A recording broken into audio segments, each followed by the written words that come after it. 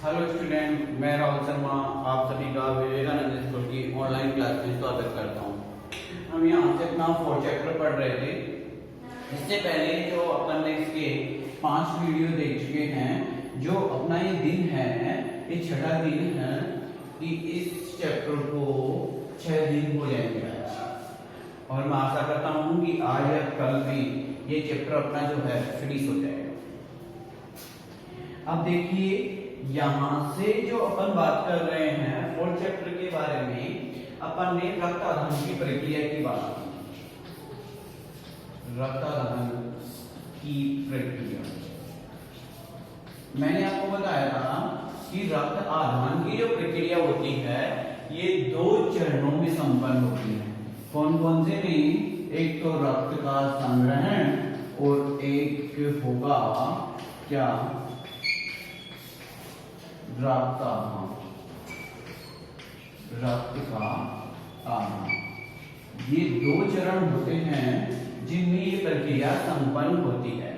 जैसे मैंने संग्रहण में फर्स्ट वाले में बताया था आपको कि क्या होता है कि अपन जो जिस व्यक्ति से अपन रुधिर लेते हैं उससे रुधिर को ले लिया जाता है। ठीक है, पहले तो उसकी क्या की जाती है? इससे पहले तो RH कारकों की और एंटीजन जो जितने भी है उन सब की जांच की जाती है कि जो अपन ले रहे हैं जिस पेशेंट के लिए, वो क्या उसके लिए उपयोगी है या नहीं। पहला काम तो ये करेंगे। यदि वो उसके लिए उपयोगी है तो हम क्या करेंगे कि उसको लेकर उसमें से उनको पहले तो थक्कारोधी जो थैलियां होगी उनमें रखा जाता है। थक्कारोधी थैलियों में रख दिया जाए। थक्कारोधी थैलियां जो होती है उसमें हिपेरिन नामक का पदार्थ मिलाया जाता है और हिपेरिन जो होता है वो रक्त को जमने से रोकता है। फिर उसके बाद में बात करते हैं, जैसे उनको प्रतिष्ठित भंडार में रख दिया जाता है। कहने का तात्पर्य है कि उनको ठंडे जगह पे रख दिया जाता है। ठंडे जगह पे इसलिए रखा जाता है ताकि सूक्ष्म जीवाणुओं की वृद्धि एवं कोशिकाओं की उपापचय क्रियाओं को रोका जा सके। ये क्वेश्चन भी पूछा गया है कि रक्त संग्रहण करते समय रक्त को प्रतिष्ठित भंडार में क्यों रखा जाता है? इसलिए रखा जाता है ताकि उसकी कोशिका की उपापचय क्रियाएं एवं सूक्ष्म जीवाणुओं की वृद्धि को रोका जा सके। जैसे ही उसमें क्या कर लिया अपन ने, ये प्रतिष्ठित भंडार में रख दिया। अब उसकी अपन जांच करेंगे कि इसमें कोई वगैरह, जैसे हेपेटाइटिस वगैरह, hepatitis A, hepatitis C, hepatitis B या एड्स जैसी कुछ खतरनाक बीमारियां तो नहीं है जिससे अपन ब्लड ले रहे हैं। और फिर क्या किया जाता है, जब उसको ब्लड दे दिया जाता है उसके बाद में जो ब्लड दे रहा है उसको 2 या 3 घंटे के लिए डॉक्टर की निगरानी में रखा जाता है ताकि उसके शरीर में होने वाली क्रियाओं का अध्ययन किया जा सके। ये तो अपन ने फर्स्ट की बात कर ली। अब अपन सेकंड की बात करते हैं, रक्त का आधान। तो अपन ने क्या किया था, रक्त का संग्रहण कर दिया था और जो व्यक्ति रक्त दे रहा था उसकी बात अपन ने कर ली थी कि वो क्या कर रहा है, रक्त को अपन को दे रहा है। तो रक्त को देने पर क्या हो गया, जैसे वो रक्त को अपना रक्त आदान कर रहा है तो उस टाइम पे क्या हो गया कि जिस पेशेंट को अपन अपना रक्त दे रहे हैं उसके भी क्या होता है, वही RH कारक या एंटीजन की उसके शरीर में पहचान कर ली जाती है कि क्या है कि जिस व्यक्ति के शरीर में ये सारी क्रियाएं अपन रक्त को डाल रहे हैं, क्या उनका जो रक्त RH कारक और जो एंटीजन थे AB जो रक्त थे या एबीओ समूह कह सकते हैं, उनकी अपन पहचान कर लिया। अब क्या होता है कि उस रक्त को जैसे ही पहचान कर लेते हैं तो अब रक्त को अपन प्रतिष्ठित भंडार से निकालते हैं। प्रतिष्ठित भंडार मतलब कहने का तात्पर्य जो ठंडे एरिया है, ठंडी जगह से निकालते हैं। ठीक है, और इसको निकाला जाता है ओनली सिर्फ यदि इसको क्या किया जाए, वही यदि अगर इसको 1-2 घंटे पहले निकाल दिया जाए तो इसकी कोशिकाएं वृद्धि करके रोग उत्पन्न कर सकती है। तो क्या हुआ, प्रतिशीतित भंडार से अपन ने 30 मिनट पूर्व निकाल दिया। अब उसके बाद में क्या होता है, जो ब्लड निकाला है उसको सिराओं द्वारा क्या कर दिया जाता है, उसके अंदर ट्रांसफर कर दिया जाता है। सर अब इस सिराए क्या होगा, तो मैंने आपको 9th क्लास में बताया था कि जो रक्त वाहिनी का है, ऐसी नलिकाकार संरचनाएं होती है जो रक्त को एक स्थान से दूसरे स्थान तक ले जाने का कार्य करती है। उन्हें क्या कहते हैं अपन, रक्त वाहिनी है। और रक्त वाहिनी है 2 प्रकार की होती है, पहली धमनी और दूसरा जो होता है वो होता है सिरा। ये जो धमनी होती है ये ऑक्सीजनेटेड ब्लड को मतलब ऑक्सीजनेटेड ब्लड को कैरी करती है, इस शुद्ध रुधिर को ले जाती है जिसमें ऑक्सीजन भरी होती है, और ये अशुद्ध रुधिर को ले जाती है जिसमें CO2 भरी है। मैं इनमें अंदर आपको सेकंड चैप्टर में बताऊंगा, लेकिन आपको अभी तो इतना याद रखना है कि जो ये सिराए होते हैं ना, ये त्वचा के जस्ट नीचे स्थित रहते हैं। जो सिराए रहते हैं ये त्वचा के जस्ट नीचे स्थित होते हैं, और जो धमनियां जो होती है ये मांसपेशियों के अंदर स्थित रहती है। इसलिए ऊपर की साइड में सिराए उपस्थित रहता है, जिससे जितने भी जो इंजेक्शन वगैरह या ब्लड जो चढ़ाया जाता है वो सिराओं में चढ़ाया जाता है। ठीक है, तो क्या कर दिया गया, अब वहां प्रतिष्ठित भंडार से निकालकर अब उसको अंदर सिराओं द्वारा उसको स्थापित कर दिया जाता है। तो ये रक्तदान की प्रक्रिया संपन्न हो गई। अब इस टॉपिक के बाद देखिए, ये वाला जो टॉपिक है आपके, ये वाले जो मैं अभी बता रहा हूँ वो आपको यही बुक से ही देखने हैं। यदि फिर भी आपको कोई लाइन या कोई वर्ड ऐसा हो जो समझ में नहीं आ रहा हो तो आप पूछ सकते हो। अब यहाँ से जब आप आगे बात करेंगे अपन,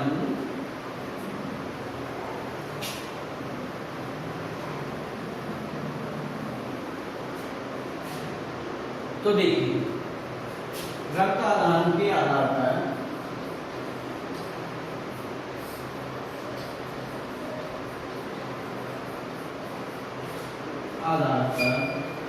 रक्तदान 2 प्रकार का होता है। दान 2 प्रकार का होता है।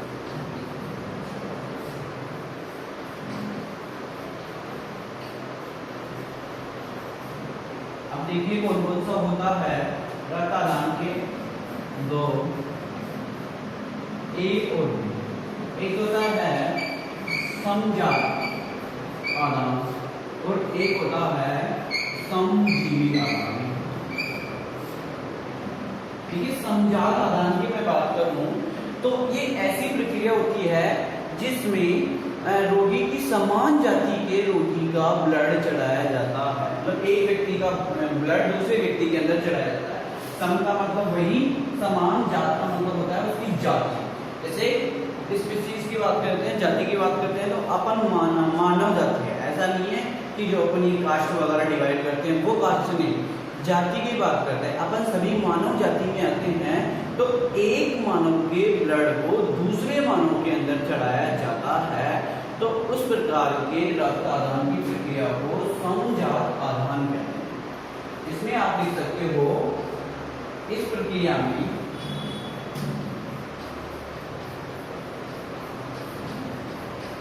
एक व्यक्ति का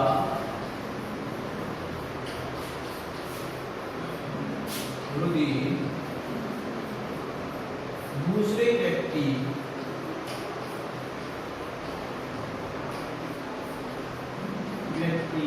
में चढ़ाया जाता है,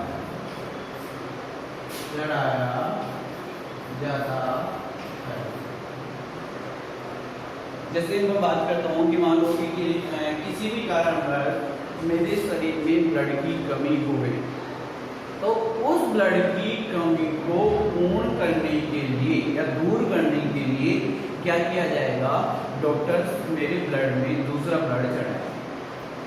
अब क्या है कि मेरे शरीर में तो पहले से ही कमी है ब्लड की, अब क्या होगा कि दूसरा ब्लड कहाँ से लाएंगे? तो मान लो कि मेरे रिलेशन में कोई भी हो जो मेरे को ब्लड दे सके, या ब्लड बैंक में जो मेरा ब्लड ग्रुप है यदि वो मैच खा जाए तो क्या कर दिया जाता है, उस ब्लड को मेरे अंदर चढ़ा दिया जाता है। तो वो किसी का दूसरे व्यक्ति का ब्लड था ना, तो क्या किया, दूसरे व्यक्ति के ब्लड को मेरे अंदर चढ़ा दिया गया। तो इस प्रकार का जो आदान होता है वो समजात आदान होता है। अब ये होता है समजीवी आदान। इसमें क्या होता है, समजीवी, वही सम का मतलब समान, जीवी का मतलब क्षम, खुद जीव जिसकी बात कर रहे हैं जो पेशेंट है। इस केस में क्या किया जाता है कि जो व्यक्ति है, रोगी है, उसका ब्लड स्वयं के अंदर ही चढ़ाया जाता है। अब तक ये कैसा पॉसिबल है? ये ऐसे पॉसिबल है कि मान लो कि किसी भी कारणवश किसी रोगी की किडनी खराब हो जाती है, तो किडनी खराब हो जाती है तो उस अवस्था में क्या कर दिया जाता है कि जो ब्लड होगा वो उसके शरीर में छन नहीं पाता। किडनी जो होती है, जिन्हें वक्र कहते हैं, अपने शरीर में रुधिर को छानने की महत्वपूर्ण भूमिका निभाते हैं। तो यदि क्या कर दिया गया कि मेरे शरीर की किडनी खराब हो गई, तो उस अवस्था में क्या कर दिया जाता है कि मेरे रक्त को निकालकर, ये प्रोसेस 7 से 8 दिन के अंदर किया जाता है, मेरे रक्त को निकालकर मशीन के अंदर डालकर उसको प्योरीफाई करके, मतलब उसका शुद्धिकरण करके वापस मेरे अंदर चढ़ा दिया जाता है। तो पहले निकाला भी मेरा ही ब्लड और वापस चढ़ाया भी मेरा ही ब्लड, मतलब स्वयं का ब्लड ही चढ़ा दिया। तो वो क्या कहलाता है, समजीवी आदान। अब देखिए ये जो मतलब रक्त को जो छानने की प्रक्रिया होती है उसे हीमोडायलिसिस कहते हैं। ठीक है, आपको ऐसे नॉलेज के लिए बता देते हैं, किसी काम की नहीं आएगी, लेकिन आपको इतना पता होना चाहिए इस प्रक्रिया को क्या कहते हैं, तो हीमोडायलिसिस कहते हैं। अब देखिए इसमें समजीवी आदान की बात करते हैं, तो ऐसा आदान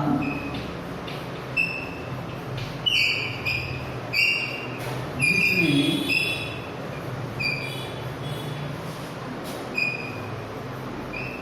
व्यक्ति का स्वयं का ही रक्त चढ़ाया जाता है।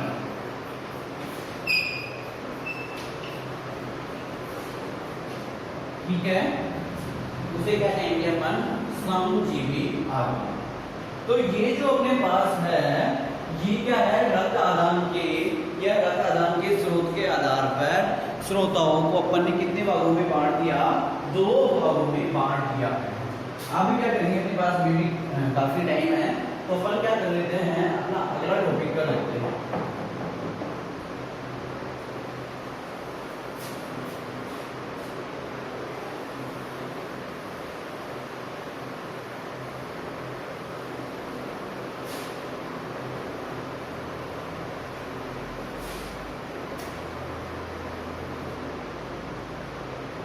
अब देखिए यदि मैं बात करूं यहां से किसकी, रुधिर वर्ग का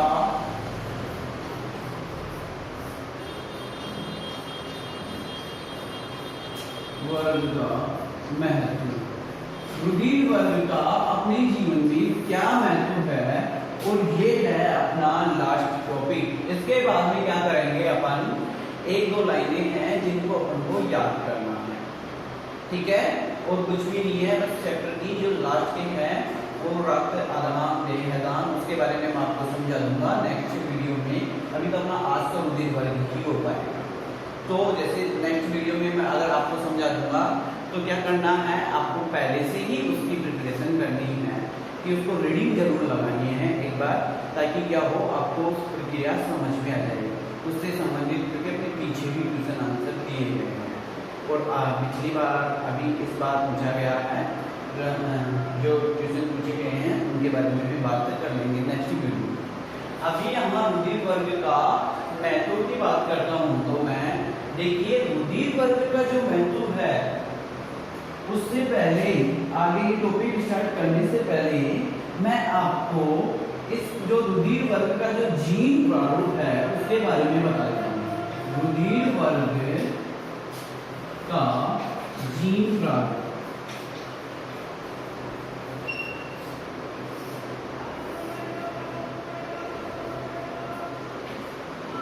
यदि मैं आपको पिछले चैप्टर की तरफ लेकर चलूं तो मैंने उसमें बताया था जीन किसे कहते हैं। तो एक ही लक्षण को नियंत्रित करने वाले कारक को क्या कहते हैं? जीन कहते हैं। अब देखिए यहाँ जीन प्रारूप की बात की गई है, तो जीन प्रारूप की बात की गई है आपके पास, तो यहाँ एक जीन प्रारूप के दो युग्म विकल्प पड़ेंगे, मतलब जोड़े पड़ेंगे। तो जोड़ों को अपन क्या किया जाता है, यहाँ अपन आई से प्रेजेंट करेंगे। जो भी होगा रुधिर वर्ग, मान लिया जाए कि मेरा ब्लड ग्रुप ए है, तो इसके रुधिर वर्ग होने के अपने पास दो चांस है। कौन कौन से? मतलब इसके जीन प्रारूप जो होने के दो प्रकार के चांस है। कौन कौन से? एक तो आई ए और एक आई। ये इसको मैं स्मॉल आई से प्रेजेंट कर देता हूँ, ठीक है। तो एक युग्म, एक रुधिर वर्ग के दो जोड़े हो गए। क्या हो गए? अपने पास दो जोड़े हो गए। अब मैं बी की बात करता हूं, तो बी में भी अपने पास यही लिखेंगे, बी बी और बी अपने पास इसके बारे में बी और आर। यदि मैं बात करता हूं ए बी, तो ध्यान रखना जो ए बी होता है इसके पास अपना एक ही युग्म विकल्प ही होता है। वो कौन होगा? ए और बी। यदि मैं ओ की बात करूं तो अपने पास जो होगा आई ओ और यहाँ आई आई, ये क्या होंगे? अपने पास दो युग्म विकल्प होंगे।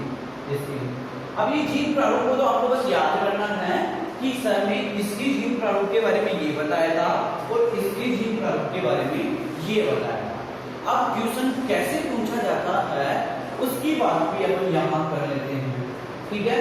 तो ये क्या होगा, आपको तो ये याद करने हैं, जब भी अपने पास रुधिर वर्ग ए आएगा तो उसके अपने पास जीन प्रारूप के बारे में दो या युग्म विकल्पियों के बारे में, जिन्हें एलील कहते हैं, जोड़े, ठीक है, उनके बारे में आपको ये करना है कि आई ए और स्मॉल आई के बारे में। अब इसके क्वेश्चन कैसे आता है उसके बारे में बात करते हैं आप। तो देखिए इसमें क्वेश्चन ऐसे आएगा कि यदि आपसे पूछ लिया जाता है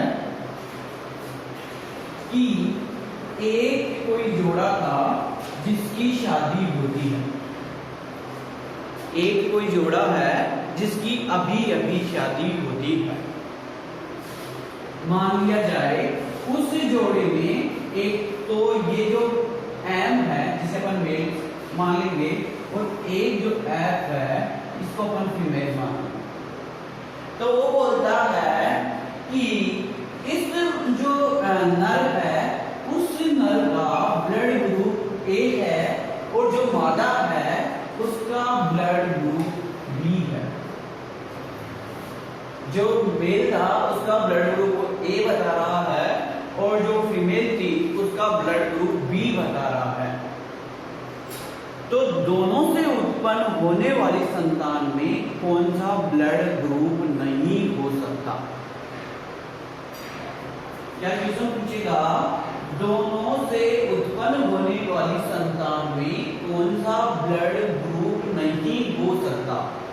तो दोनों के से उत्पन्न होने वाली संतान में कौन सा ब्लड ग्रुप नहीं हो सकता उसकी अपन यहां बात करते हैं। तो क्या करेंगे, उस संतान का अनुमान लगाने के लिए या अपन को सिद्ध करने के लिए यहां क्या करना पड़ेगा, उसके जीनों के बारे में अध्ययन करना पड़ेगा, जीन प्रारूप के बारे में। वो कैसे कि ये वाला जो ब्लड ग्रुप ए वाला व्यक्ति है, मान लो इसका जीन प्रारूप मैं ए ये वाला ले लेता हूं और इसका जो जीन प्रारूप है इसका जो वो मैं आई ले लेता हूं। अब आपके मन में ये क्वेश्चन उठ रहा होगा कि सर यहाँ तो आपने आई ए दिया, यहाँ आई बी लेते, क्योंकि इसके जैसा ही तो लेते अपन, लेकिन ऐसा पॉसिबल नहीं। जब भी अपन ये बात याद रखना, या तो यदि आपसे एक क्वेश्चन पूछा जाता है तो क्या करेगा वो, आपके क्वेश्चन के अंदर जैसे ब्लड ग्रुप भी दिया, उसके अंदर कोष्टक बना के ये दे देगा कि आपको ये लेना है।